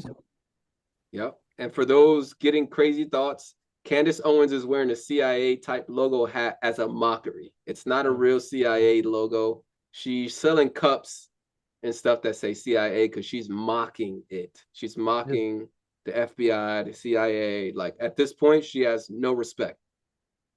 All right. Dude, so I just totally got me a sermon for this whole topic on going against people who are believers like us, saying, oh, we shouldn't do anything because we're not in the land of Israel. Ooh, I want to hear it. Let's watch a little bit more. I'm gonna go to the restroom, and then I love that. Yeah, awesome. I'm so glad you looked that up. Questions that are just obvious. So I just wanted to, you know, I just don't see how these people can flip everything they've thought their whole entire careers, public careers, and go against Charlie's legacy. Those two videos and this tweet, they're just complete betrayals. And how they think people who like Charlie Kirk in the first place would ever flip their thinking and betray him like that. It doesn't make sense. And so I mean, let me just add, where do you see the fallout coming from them? Then you're the one who's lying. And so I just here's another clip I want to show. I can't Kirk. Now there's a new one. Told people that was asked about this by do that anymore. But here we go. Here's what she had to say about it. I have unbelievable amounts of death threats. My kids have kidnapping threats, death threats. Our whole team has death threats. We knew that there was always going to be a threat, but Charlie and I. So I just want to stop it for a second. This isn't the point of this video, but she kind of makes it sound like this is new. She's admitting right there, this is not new. This has been always. This has been so people. It sounds like they're trying to make it out like you are creating these death threats. Other people have. Yeah. And it's just she's there admitting that we always knew, she said, and they always were receiving death threats. So it's not. I don't know why they bring it up because it's not new. But anyway, here we go. We promised each other we would never live in fear. And he would say, if they're going to get me, they're going to get me. But he was not messaging people the day before saying, I'm going to be murdered. They're coming after me. Someone's going to kill me. He didn't say that. And I have his cell phone. Okay. Well, the problem is we have Frank Turek saying that he did say that. So here, let me play that. And so I texted him. I said, Charlie, I hope you've increased your security detail. And he said, I have. I know they want me dead. Now. So, what? Just go. What? Go ahead. Take it where you would like on that, because here again. We have these people calling you a liar, and yet we have Frank Turek saying exactly, and then so they keep contradicting each other unwittingly, and that it indicates that someone's lying. And as you always point out, the only reason you would lie is to cover something up. So take it where you want. Well, here's what I'm just gonna tell the truth. Okay. I did not see that she had said that when I did my show yesterday. And then I saw it after, and I can tell you 1000% that Andrew Colvett told me the night before Charlie was murdered that Charlie Kirk texted him and said, they are going to kill me. Andrew Colvett is the person who received a text message from Charlie Kirk saying they're going to kill me. And I'm not getting that third party. I got that directly from Andrew Colvett. He asked me to keep it off record, and I would have kept it off record if Erica did not imply that I lied, right? So, I mean, I'm not saying she is saying Candace is lying. I am saying that since I was the one who put it out there, she's implying that I'm lying and that that's not true. So we have a scenario here where either Andrew Colvett has told an explicit lie, or Erica Kirk is telling an explicit lie. It's not up for me to determine who. I didn't receive that text message, but yeah. And I also was told by a person at Turning Point USA, who I'm not going to name because they are one of my sources, that Dan Flood received the same message. So there you go. I don't know. I believe that she has his phone. I maybe somebody deleted it, but I don't know why Andrew Colvett, 48 hours after Charlie was dead, would lie to me. He did not sound like he was lying. He sounded very concerned about it. And I specifically said, like, who is they? Like, you know, like he said, they're going to kill me. And he said, I don't know who he was talking about. And I thought it's kind of weird. Yeah. That's what I can tell you. I can just tell you the truth. So what do you think is in it for someone to deny that Charlie Kirk was saying CIA podcast? And here's what he was saying about the drone coverage, right? So there were people were like, how come you guys didn't have drone coverage? Well, this guy says there wasn't. And we start looking at things immediately, like, where are our risks? What's our risk assessment when we come in? That's why we get there. That's why we start doing the advance so early. We walk it, we build it ourselves. And we all right. Anyways, this was a really good episode. If you guys want to watch this is really great. Gives a really good update. But I got to get off. I spent a lot of time on here. The Jimmy Dore Show. Jimmy sits down with Candace Owens to talk Charlie Kirk investigation, TPA USA lies. And I've already unsubscribed, me personally. I've unsubscribed from a lot of conservative Republican YouTube channels. This week, I was unsubscribing from more on people that are critiquing Candace, calling her demonic, calling her a slanderer. I think if you're that gullible and that naive to criticize what Candace Owens, the type of authentic investigation that she's been doing, and to call her all those things, I think it's disingenuous, and you're probably bought. I think you're most likely funded by the conservative, Republican, MAGA, Israeli movement, and I just don't trust it.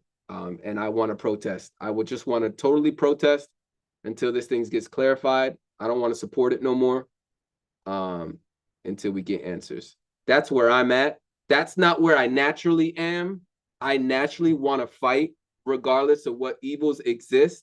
But I think this, to me, this innocent bloodshed is so important. This is not just anybody.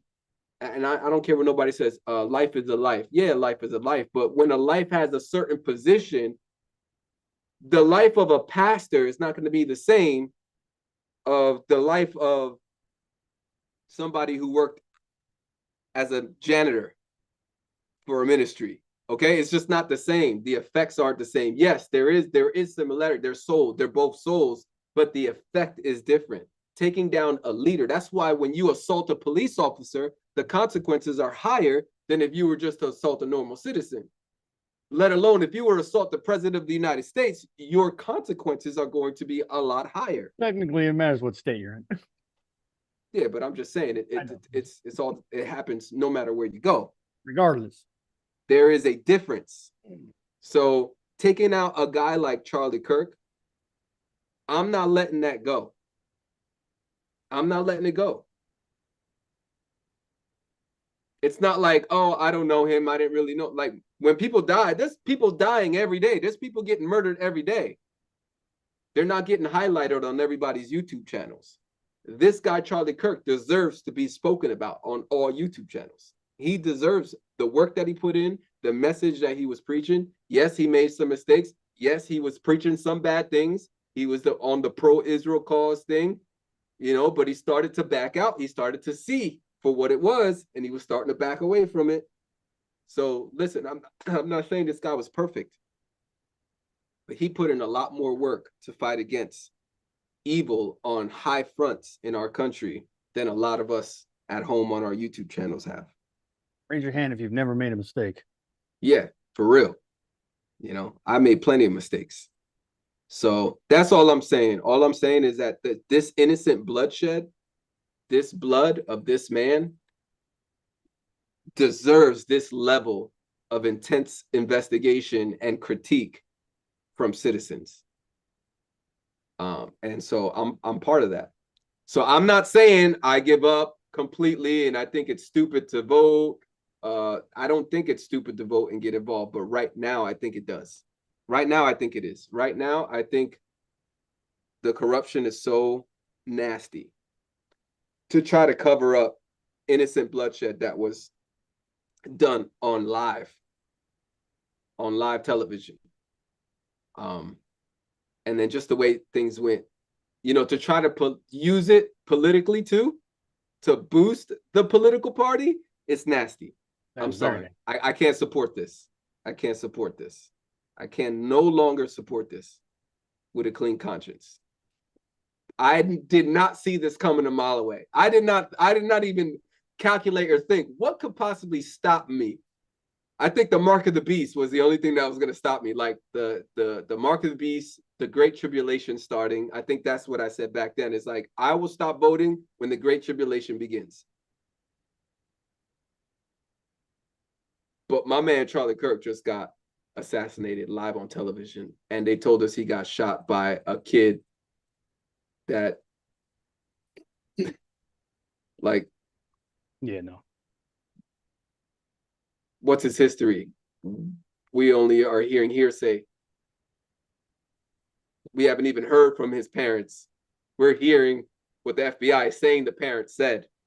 We're hearing what they want us to hear. We're hearing what they want us to hear. They're giving us this crazy bogus 30-06 bullet that didn't even penetrate through. It only left the entry wound, didn't leave an exit wound. He's got Wolverine spine or something. Yeah. So yeah. I know the comics. Yeah. This is RFK. This is 9/11. This is all RFK over again. Yeah. All over again. So I'm riding this wave for conscience sake and for righteousness sake. I believe that we were on the brink of a revival from Charlie Kirk's assassination. People were starting to come to the faith, and I think some people still genuinely came to the faith, but people were also coming to TPA USA and the conservative right wing, because they made the story that it seemed like it was a left wing, radical, LGBTQ kind of hater, but no, it's actually not looking like that anymore, and people are disappointed. I'm sure that people who gave their lives and started, like me, I subscribed to TPUSA, and very quickly I unsubscribed as I started to see this play out within 30 days. I was like, unsubscribe. And I think a lot of people are feeling that right now. So I think an opportunity to have authentic revival spiritually was tainted. And I think we need to get the answers to this. If people are going to have any. So on the spiritual side of things, I'm going to let D-Bro talk. I'm going to let D-Bro talk with what he wants to share on this topic. But I just want to say on the spiritual aspect, this can open up the door of conversation on, the need for the gospel, the need for salvation, the need for the Messiah to come back and restore all things. What government, what kingdom of the world is innocent right now? Exactly. What government didn't collude with the COVID stuff? Tell me, put it in the comments. What country wasn't on board with COVID and pushing the COVID stuff? This can open the door to talk about faith. What is good? What is evil? Where does evil come from? Things happen for the glory of Yahuwah. Yep. This definitely could lead up to pushing. I didn't get a chance to get into it, but other topics I've been getting into is the Third Temple, the Zionist stuff, the Third Temple Institute, AI, the digital ID, leading up to the mark of the beast, which even ChatGPT, Brother D-Ro and I were doing an end time study with ChatGPT, and even ChatGPT was saying the Third Temple is not a good thing. It's not something you want to be looking forward to. And so there's a lot of dangerous stuff on the horizon. So anyway, it's something you look forward to if you're in the truth, though. Yeah, you're not worried about it, really. I mean, you're worried, but you're not. Yeah, I get what you're saying. If you're a sinful person and you live in sin, you better watch out that temple starts being built. Yeah.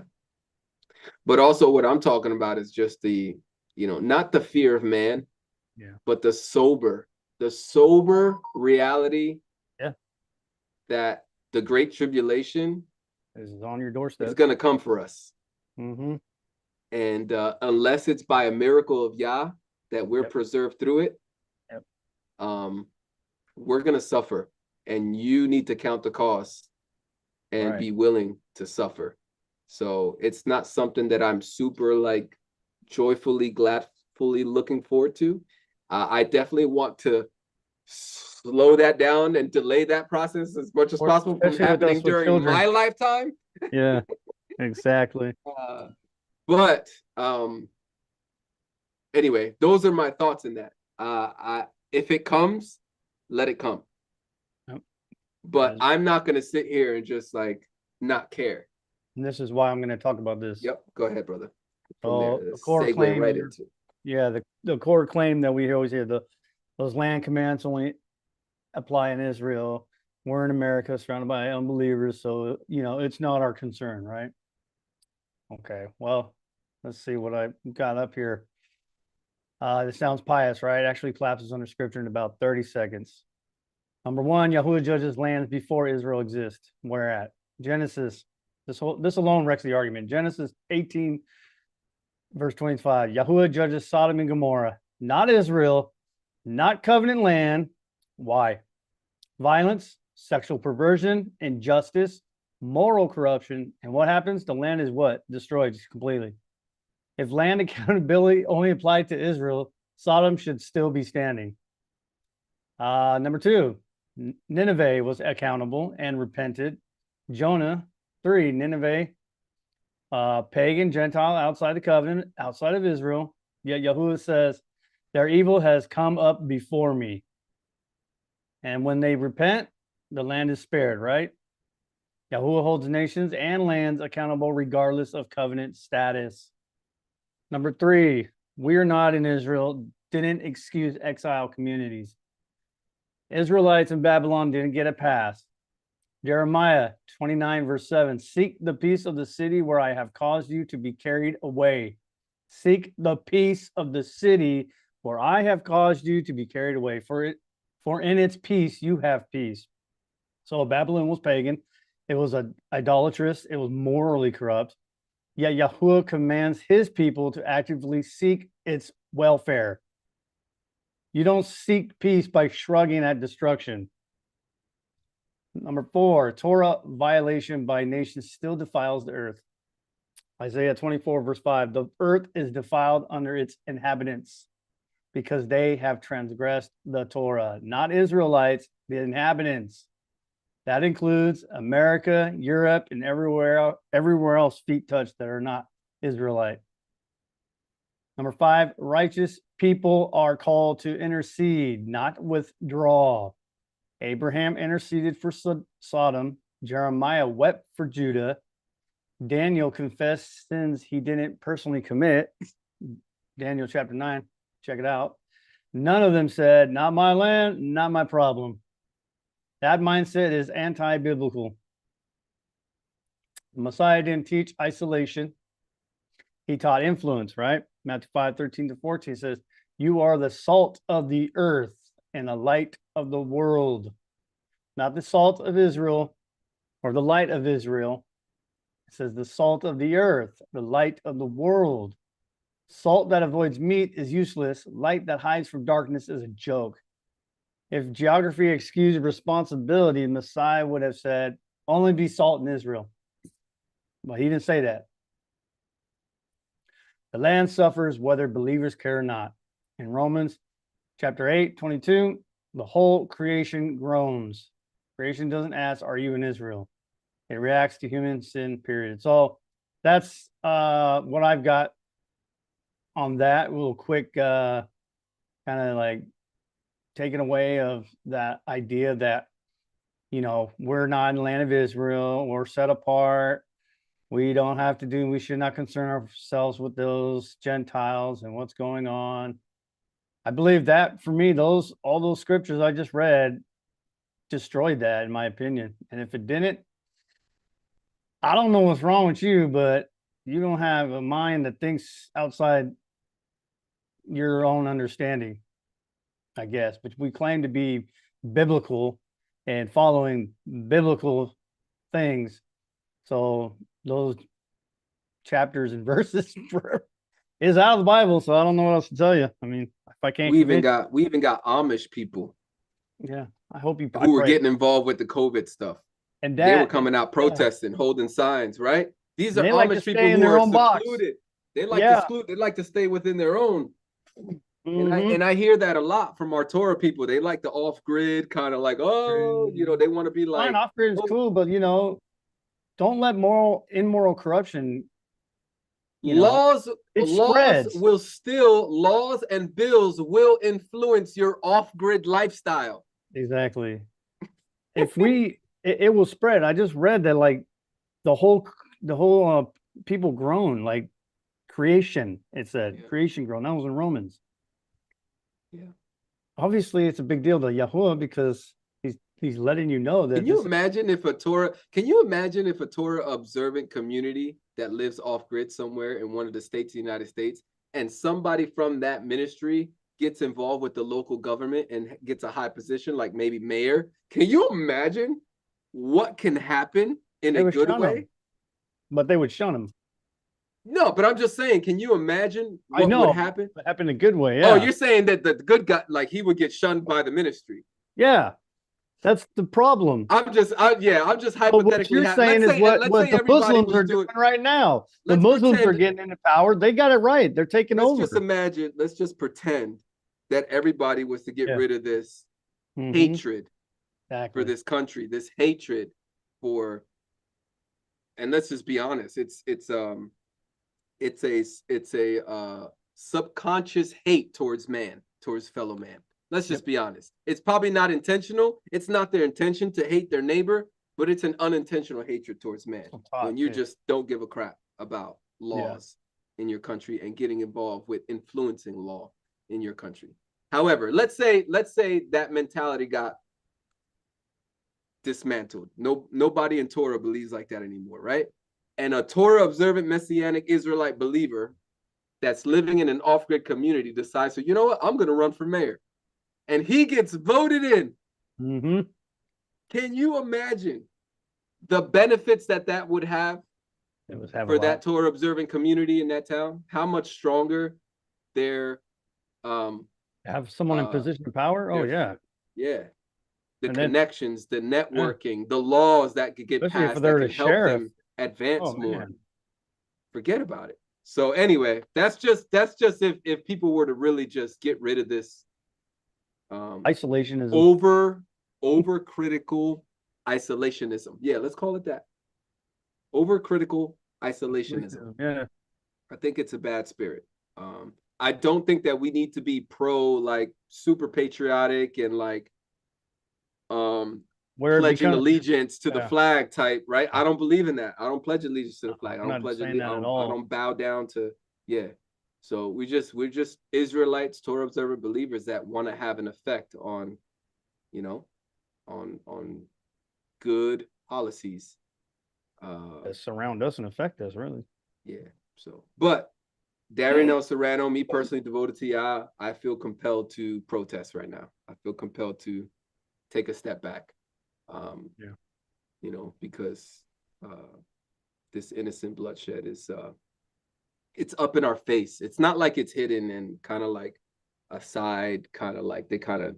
It's like it's not like you got to dig really, really, really deep and go really, really far into a conspiracy rabbit trail to really see this. This is like kind of like up in your face, like you are stupid, and we are telling you you're stupid, and we want you to believe you're stupid.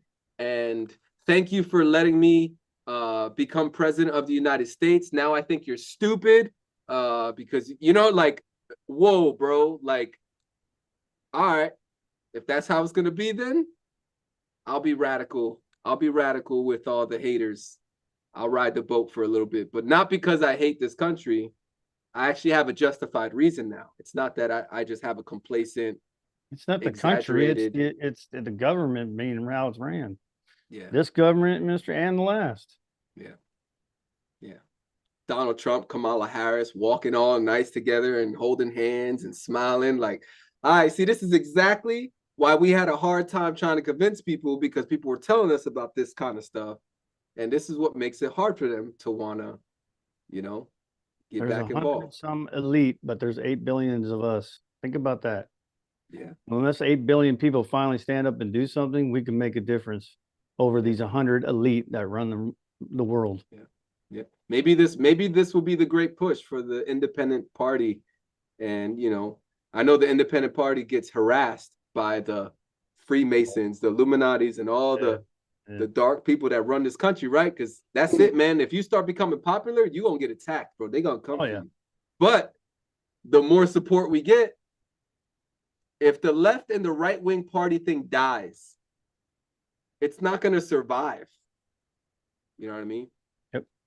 If people jump on board with this, but it's very likely that we're living in the last days where the love of many will grow cold, and people just don't care anymore. They just care about themselves, and we want to be on our Instagram. We want to get our AI. We want our AI technology. We want our quick fixes, and that's where we're at. Then that's where we're at. This is what it is. But I know that I put in a fight. At least I could sleep well at night knowing that I put up a fight. So. But anyway, D-Rail, thanks for jumping on with me, bro. And I hope anybody out there, if you have a comment or anything, a question, I would love to engage with you. Let me double check before I leave. No, everybody left when we started talking about Candace Owen and everybody else. Fair enough. That's all right. I'm still going to talk about it, bro. I'm not here. You would have kept Anabolic on there, they would have stayed. No.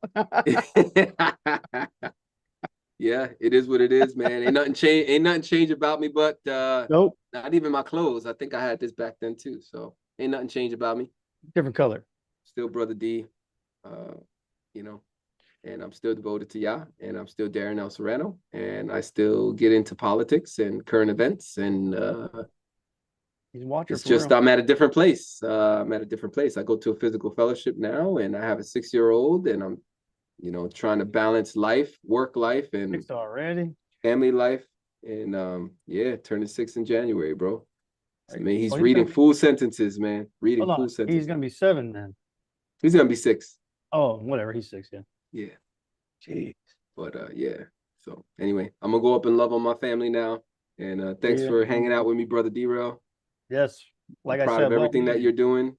Proud of everything that you're doing, and I think appreciate the blend a little bit of the two styles. One thing I noticed about the weightlifting thing is you're super comfortable. You're in your skin. Blend a little bit of that. Bring that over to the other channel. Like, I know you're going off of notes and you put notes together, but go off the notes. So what I'm trying to do, people out there, I'm like reading it, and I put my camera right next to the thing, so it looks like I'm looking at you guys. Yeah, I know that you have to make your eyes look at like it's looking at the camera, but I don't want to do that because that looks very. It's all good. And very, I don't know. It's all good. To me in my but what I'm saying is like take those points, the personality, and and feel free to put it aside, put the note aside, and just really say what you want to say. Like, say it in your way, because like you have what it takes. So it's just, I know it's a new territory for you, the student teacher. Well, that and if I'm in my, it's a more structured, environment. Yeah, it's more structured. When I'm in my comfort zone, not sitting down, I do better talking, standing up, and just BSing is what we call it, people. But like when I'm sitting there and trying to do my way, that's when I start fumbling. Take 2, cut. Let's go. Let's do it again. It's all good, man. That's it. It's just, and that it's gonna sharpen your sword. It's just gonna make you better at being able to be prepared to bleed, right? Mm-hmm. That's what's up. So anyway, I love you, bro. And love everybody out there who's been supporting Devoted to Yah over the years. And those of you here on this Devoted to Yah True Talks channel, I appreciate you, and stay tuned for more content. Keep praying for us. I'll try my best to get some kind of momentum. But yeah, I'm definitely struggling with momentum right now. It's hard to juggle everything I got going on. But I'm not going away. I'm here.